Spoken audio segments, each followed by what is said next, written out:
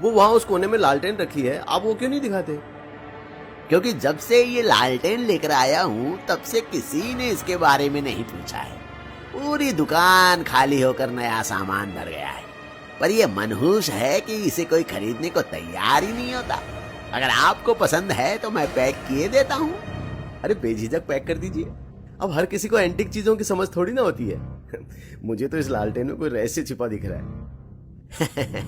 बिल्कुल सही है, हीरे की परख तो जौहरी को ही होती है। लीजिए आपकी लालटेन। जैक को एंटीक चीजों का बड़ा शौक था। उसने देश विदेश से चुन चुनकर एंटीक अपने पास जमा कर रखे थे। 300 साल पुरानी कालीन से लेकर राजा महाराजा की तलवार शामिल थी। उसका घर कोई घर नहीं बल्कि एक छोटा सा म्यूजियम लगता था, जिसमें अब ये लालटेन भी शामिल हो गई थी। जैक न सिर्फ चीजें इकट्ठी करता था बल्कि उनके बारे में पूरी जानकारी भी हासिल करता था, लेकिन इस लालटेन के बारे में उसे अब तक कुछ भी पता नहीं चला था। जैक ने उस लालटेन को अपने घर के बीचों बीच टेबल पर रख सजा दिया और फिर मैग्नीफाइंग ग्लास से उसकी बारीकियों को देखने लगा। तभी उसे लालटेन पर नीचे की तरफ कुछ लिखा हुआ दिखाई दिया, जो शायद किसी और भाषा में था। उसे समझने के लिए जैक अपनी किताबों की अलमारी से उस भाषा की डिक्शनरी ढूंढने लगता है। इस लालटेन को जलाने की, अरे ये लाइट को क्या हो गया? जैक ये पढ़ ही रहा था कि झिलमिलाते हुए उसकी घर की लाइट चली गई और वो एक ही पल में अंधेरे के साये में घिर गया। इतना ही नहीं, उसके आसपास भी कुछ दिखाई नहीं दे रहा था। इसलिए उसने तुरंत ही अपनी जेब से लाइटर निकाला, जिसकी धीमी लौ में उसे वहां सबसे पहले रखा हुआ वो लालटेन दिखाई दिया। और फिर जैक के मन में आया कि क्यों ना इस लालटेन को ही जलाया जाए। वो थोड़ा हिचकिचाया कि इतना पुराना लालटेन है, पता नहीं जले या ना जले। उसने लालटेन को हिलाया तो उसके अंदर तेल के हिलने की आवाज आई और अगले ही पल जैक ने लालटेन को जला दिया, जिसके बाद उस लालटेन में पकड़ी धीमी लौ तेज होती चली गई, जिससे पूरा घर चमक उठा। पर अगले ही पल फिर से लालटेन बुझ गया। लेकिन लालटेन के बुझते ही घर की लाइट वापस आ गई, लेकिन पहले से बिल्कुल अलग। क्योंकि लाइट तो आई, पर वोल्टेज ऐसे आ जा रहा था जैसे एक लय में बजता सुर संगीत, कभी धीमा तो कभी तेज। पर जैक का ध्यान अभी भी लाइट से हट उस लालटेन पर ही था, जो जलते ही तेज रोशनी के साथ बुझ गया था। वो आती जाती रोशनी के बीच दोबारा से लालटेन पर लिखे शब्दों का मतलब निकालने लगता। इस लालटेन के विनाश से ही मिलेगी मुक्ति। ये क्या? पहले तो यहाँ कुछ और लिखा हुआ था, कहीं मैं दूसरी तरफ तो नहीं पढ़ने लगा? जैसे ही जैक ने पलट कर देखा, उस लालटेन के दूसरी तरफ भी कुछ लिखा हुआ था। वो उसे वापस डिकोड करने लगा और ये वही शब्द थे जिसे वो पहले डिकोड करने बैठा था। पर इस बार जब उसने पूरा डिकोड किया तो मतलब देखकर उसके होश उड़ गए, क्योंकि उस पूरे वाक्य का मतलब था, इस लालटेन को जलाने की कोशिश ना करें, शापित है, कई आत्माओं का वास है इसमें। मतलब जानते ही जैक के हाथ से किताब और मैग्नीफाइंग ग्लास दोनों छूट गए और बाहर एक तेज बिजली कड़की, जिससे लाइट का आना जाना और बढ़ गया। और जैक वहीं बैठा बैठा उस लालटेन को घूरने लगा। वो सोचने लगा कि कहीं इस लालटेन पर लिखी बात सच तो नहीं हो जाएगी। तभी एक तेज बिजली कड़कती है और जैक आनन फानन में लालटेन को उठा उसे फेंकने के लिए दरवाजे की तरफ बढ़ा ही था कि तभी एक तेज दस्तक दरवाजे पर हुई। कोई है तो प्लीज दरवाजा खोलिए ना, मैं भीग चुकी हूँ पूरी तरह। कौन? मैं लीना, रास्ता भटक गई हूँ, प्लीज मेरी मदद कीजिए। मदद की गुहार सुनकर जैक दरवाजा खोलने की सोचता है और उसके दरवाजा खोलने के साथ ही घर की लाइट गुल हो जाती है और लालटेन अपने आप ही जलने लगती है।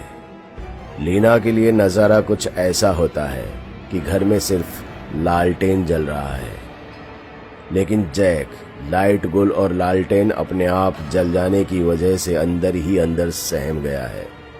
लेकिन फिर भी वो खुद को इसलिए संभाले रखता है क्योंकि सामने एक भीगी हुई लड़की खड़ी थी, जिसके जिस्म से मानो पानी नहीं खूबसूरती बह रही थी। लगता है बारिश की वजह से बिजली चली गई है। खैर, आपने दरवाजा खोल दिया, मेरे लिए तो यही बहुत बड़ी बात है। भीग रही हैं आप, अंदर आ जाइए। Thank you. मैं लीना। जैक, लीना यूं आधी रात में कहाँ जा रही हैं आप, जो रास्ता भटक गई? बुरा ना माने तो आप मुझे टॉवल दे सकते हैं, मुझे ठंड लग रही है। श्योर। जैक उसके लिए टॉवल लेने चल देता है, साथ ही बड़बड़ाते हुए ये भी कहता है कि आखिर वो लालटेन जली कैसे। और जब जैक टॉवल लेकर बाहर आता है और जहां तक उसकी रोशनी जा रही है, उस रोशनी में वो लड़की कहीं भी नहीं दिख रही है। जैक उसे आवाज भी लगाता है क्योंकि इतने बड़े हॉल में लालटेन की रोशनी हर जगह नहीं पहुंच पा रही थी, ताकि वो देख पाए कि लड़की कहाँ है। लीना, कहाँ हो तुम? हद है यार, कहाँ चली गई है लड़की?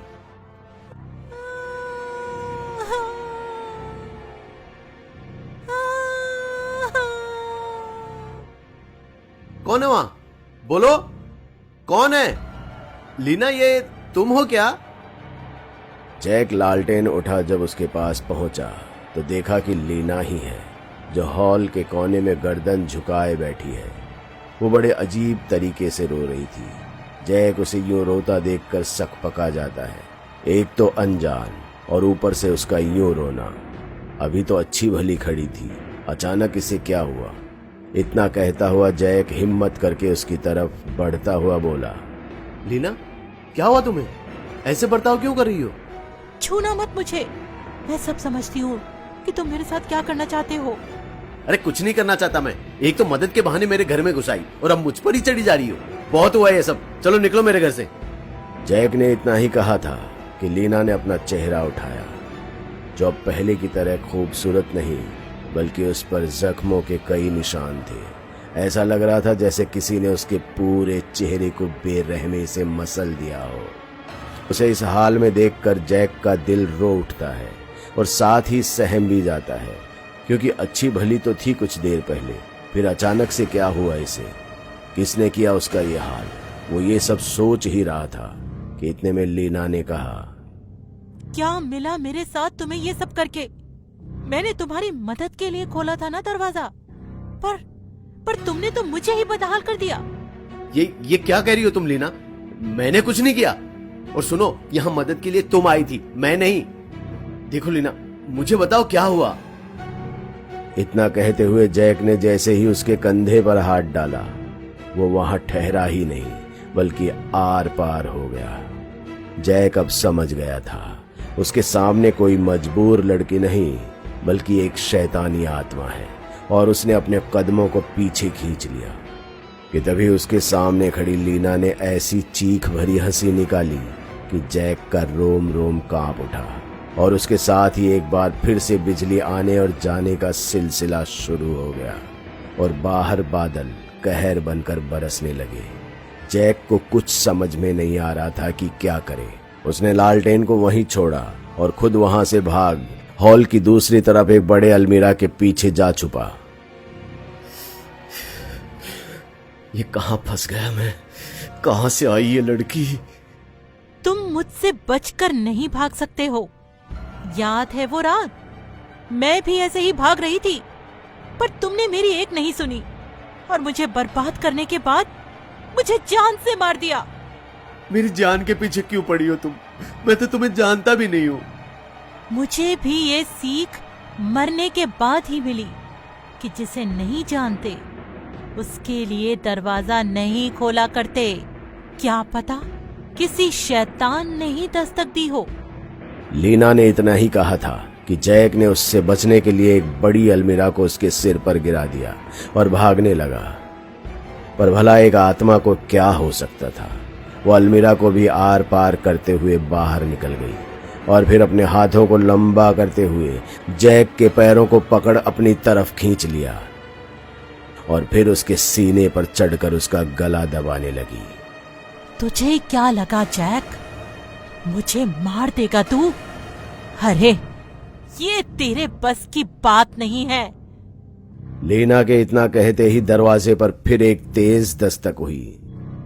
दरवाजे पर मिस्टर एंड मिसेस चार्ल्स थे, जाने माने घोस्ट हंटर, जो लगातार दस्तक देते हुए जैक से दरवाजा खोलने के लिए कह रहे थे।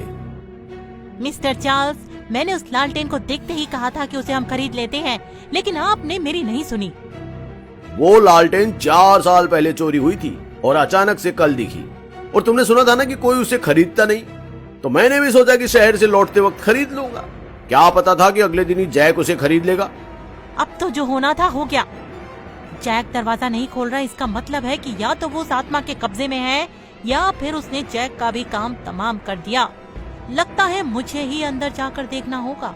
मिसेस चार्ल्स अपनी शक्ति और प्रेयर्स के जरिए अपनी अंतरात्मा को घर के अंदर ले आती है, जहां वो देखती है कि लीना बुरे तरीके से जैक का गला दबा उसे जान से मार रही होती है और जैक भी दर्द से छटपटा रहा होता है।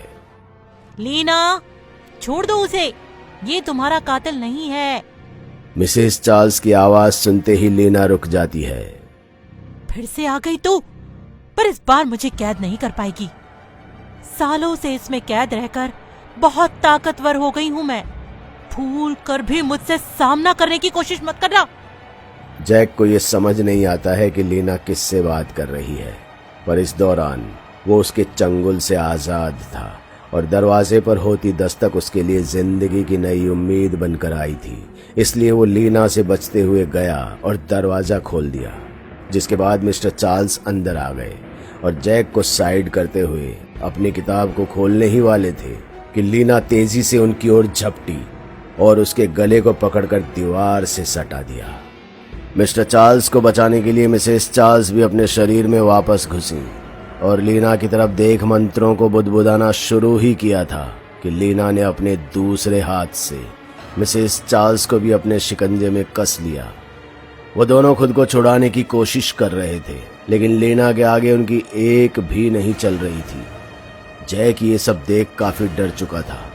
वो वहीं एक कोने में दुबक कर बैठ गया और डर के मारे कांपने लगा। उसे कुछ समझ नहीं आ रहा था कि उसके इस घर में चल क्या रहा है कि तभी उसकी नजर वहां रखे उस लालटेन पर गई, जिसे देखकर उसे बहुत गुस्सा आया, क्योंकि सब कुछ इस लालटेन की वजह से ही शुरू हुआ था। इसलिए जैक ने उस लालटेन को उठा, घुमाकर जमीन पर दे मारा, वो भी एक नहीं बल्कि कई बार। उसके ऐसा करते ही Mr and Mrs Charles Leena के चंगुल से छूट गए और लीना दर्द से चीख उठी। जैक समझ गया था कि हो न हो इस लालटेन में ही उस आत्मा की जान बसती है, इसलिए वो लगातार उस लालटेन को चोट पहुंचाता रहा। उधर वो दोनों भी अपने प्रेयर्स पढ़ने लगते हैं और अंत में जब लालटेन पूरी तरह से टूटकर चकनाचूर हो गया तो लीना की आत्मा भी जलकर राख बन गई। कौन है आप लोग और आपको कैसे पता चला कि मैं मुसीबत में हूँ? हमने ही लीना को इस लालटेन में कैद किया था। बहुत बुरा हुआ था उस बेचारी के साथ, जिसके बाद वो भूत बनकर हर किसी से अपना बदला लेने लगी। इसलिए हमें भी उसकी आत्मा को कैद करना पड़ा इस लालटेन के अंदर।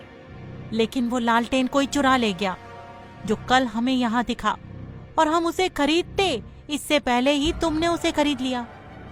और अच्छा ही हुआ कि हम इस शहर में ही थे। एक गुब्बारे वाले की आत्मा को पकड़ने के सिलसिले में आए थे हम, और हमें वो लालटेन दिख गया और वहां से तुम्हारा पता, नहीं तो यहाँ आज लाश बन गए होते तुम।